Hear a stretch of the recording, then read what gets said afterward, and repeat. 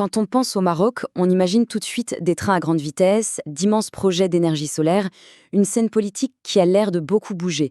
C'est l'image moderne, la vitrine. Mais si on regarde derrière cette façade, on découvre une structure de pouvoir bien plus complexe, bien plus ancienne. Pour vraiment comprendre qui tient les rênes du pays, il faut aller au-delà des institutions visibles et plonger au cœur du système. Alors, voilà le nœud du problème. Le système politique marocain est, en quelque sorte, double. D'un côté, on a le gouvernement qu'on voit à la télé, le Parlement, le Premier ministre, les élections, la façade démocratique. Et de l'autre, il y a un système informel, beaucoup plus puissant, qui tourne autour du palais royal. C'est ce qu'on appelle un État dual. En clair, le véritable pouvoir n'est pas toujours là où on s'attend à le trouver. Et pour comprendre ce système, il y a un seul mot essentiel à retenir, le makhzen. Historiquement, ce terme désignait le trésor du sultan. Mais aujourd'hui, sa signification a beaucoup évolué. Il décrit cet état profond, moderne, un réseau d'influence, de contrôle qui est si puissant qu'il fait des institutions démocratiques des acteurs secondaires face à la volonté royale. Ok, voilà comment on va décortiquer tout ça. D'abord, on va examiner cette histoire de double gouvernement. Ensuite, on va se concentrer sur la pièce maîtresse du jeu, le roi. Puis, on lèvera le voile sur son gouvernement de l'ombre et sur les outils qu'il utilise. Et pour finir, on se poserait la question du prix à payer pour la stabilité marocaine. Au sommet absolu du Marzen, il y a le roi Mohamed VI. C'est simple, son pouvoir est l'axe autour duquel tout le système pivote. Ce qui est fascinant, c'est que le pouvoir du roi repose en fait sur trois piliers. D'abord, l'autorité religieuse. Il est le commandeur des croyants, ce qui lui donne le monopole sur les affaires de l'islam. Ensuite, l'autorité politique. Il est l'arbitre suprême, ce qui le place au-dessus de toutes les autres institutions. Et enfin, une immense autorité économique qui fait de lui le patron d'un véritable empire d'affaires qu'on surnomme parfois Maroc SA. Et cette hiérarchie, on la voit très bien dans le fonctionnement des conseils. Il y a le conseil de gouvernement que dirige le Premier ministre. Disons que c'est là qu'on gère les affaires courantes. Mais au-dessus, il y a le Conseil des ministres. Et là, c'est le roi qui préside. C'est ici et seulement ici que se prennent les vraies décisions, les lois stratégiques, le budget, les grandes orientations du pays. Ça laisse assez peu de marge de manœuvre au gouvernement élu. Alors passons à ceux qui appliquent la vision du roi. Loin des caméras, il y a un petit groupe de conseillers que personne n'a élus qui travaillent directement depuis le palais royal. Ils forment ce qu'on peut appeler un véritable gouvernement de l'ombre. Parmi eux, le plus influent est sans aucun doute Fouad Ali El Imma. C'est un ami d'enfance du roi et beaucoup le décrivent comme le deuxième homme le plus puissant du Maroc. Son rôle, c'est celui d'un architecte politique. C'est lui qui a créé de toutes pièces un parti, le PAM, avec un objectif clair, faire contrepoids au parti islamiste PJD.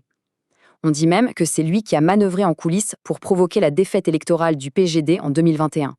En résumé, il gère l'échiquier politique pour que personne ne puisse jamais menacer l'autorité du palais. Si El Imma s'occupe de la politique, Mounir Majidi, lui, s'occupe de l'économie. Il est le secrétaire particulier du roi, mais c'est surtout le cerveau de l'empire commercial de la monarchie. Majidi dirige Almada, l'énorme holding royal. Sa stratégie est simple, il fusionne les intérêts privés du roi avec les grands objectifs de développement du pays. Le Maroc se lance dans les énergies renouvelables, la banque, la grande distribution. Almada est toujours en première ligne. Le résultat, c'est que la frontière entre ce qui est bon pour l'État et ce qui est bon pour les affaires du roi devient très, très floue. Le troisième pilier de ce gouvernement de l'ombre, c'est Abdelatif Hamouchi. Et lui, il détient un pouvoir sécuritaire absolument sans précédent. Il est à la tête à la fois de la police nationale et du renseignement intérieur. Cette double casquette lui donne un contrôle total sur l'appareil sécuritaire. C'est le garant de la stabilité du régime. Mais son rôle va encore plus loin. Il pratique ce qu'on appelle la diplomatie sécuritaire, c'est-à-dire il discute directement avec les services de renseignement étrangers et même avec des chefs d'État, en passant bien souvent au-dessus du ministère des Affaires étrangères. Bon, maintenant qu'on a vu qui sont les acteurs clés, voyons concrètement comment le système garde le contrôle. Et ça ne passe pas seulement par la politique, ça passe aussi et surtout par l'économie. La puissance d'Almada, la holding royale, est partout. Elle domine les secteurs les plus importants de l'économie. Dans la banque, par exemple, avec Attijari Wafa Bank, la plus grande du pays. Dans l'énergie, avec Nareva, un géant des renouvelables. Dans les mines, avec Managem, qui contrôle des ressources stratégiques comme le cobalt. Et même quand on fait ses courses, avec les supermarchés Marjane. L'économie marocaine est totalement liée aux intérêts de la monarchie. L'exemple parfait de cette fusion entre pouvoir politique et intérêt privé, c'est l'actuel Premier ministre, Aziz Akhanouch. Il est non seulement chef du gouvernement, mais aussi l'une des plus grandes fortunes d'Afrique. 1,6 milliard de dollars. C'est le montant d'un contrat public énorme pour une usine de dessalement qui a été attribuée récemment à un groupe d'entreprises dont fait partie la sienne. Bien sûr, ça a déclenché une énorme polémique et des accusations de capture réglementaire. En gros, c'est l'idée que le Premier ministre s'attribue à lui-même un contrat d'État. Si on ajoute ça à d'autres controverses, comme sur les prix du carburant, son entreprise Africa est un leader du secteur, ça nourrit un sentiment de cynisme et l'idée d'une économie à deux vitesses. Ce système assure une certaine stabilité, c'est vrai. Mais la question est, à quel prix ? Une crise récente a mis en lumière ses forces, mais elle a surtout révélé ses faiblesses les plus profondes. Lors du terrible séisme d'Alaouz, en septembre 2023, on assistait à une scène très parlante.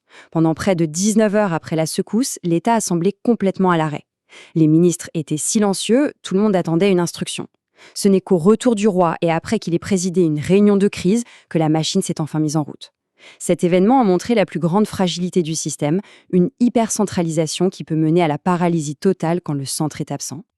Alors, comment résumer ce système ? C'est une sorte d'arme à double tranchant. D'un côté, il y a des forces indéniables, la stabilité, une vision stratégique à long terme et un appareil de sécurité très efficace. Mais de l'autre côté, il y a le prix à payer, une centralisation extrême qui affaiblit toutes les autres institutions et un capitalisme souvent perçu comme prédateur qui concentre les richesses entre les mains d'une petite élite. La question finale, c'est donc de savoir où se trouve le vrai pouvoir de décision. Cette petite phrase résume parfaitement la réalité du pouvoir au Maroc. Le point fondamental à retenir, c'est cette division des rôles. Les institutions élues ont une fonction, celle de gérer, d'administrer. Mais les décisions stratégiques, celles qui façonnent vraiment l'avenir du pays, sont prises ailleurs. Elles sont prises au cœur de ce système complexe et profondément enraciné qu'est le Marsenne.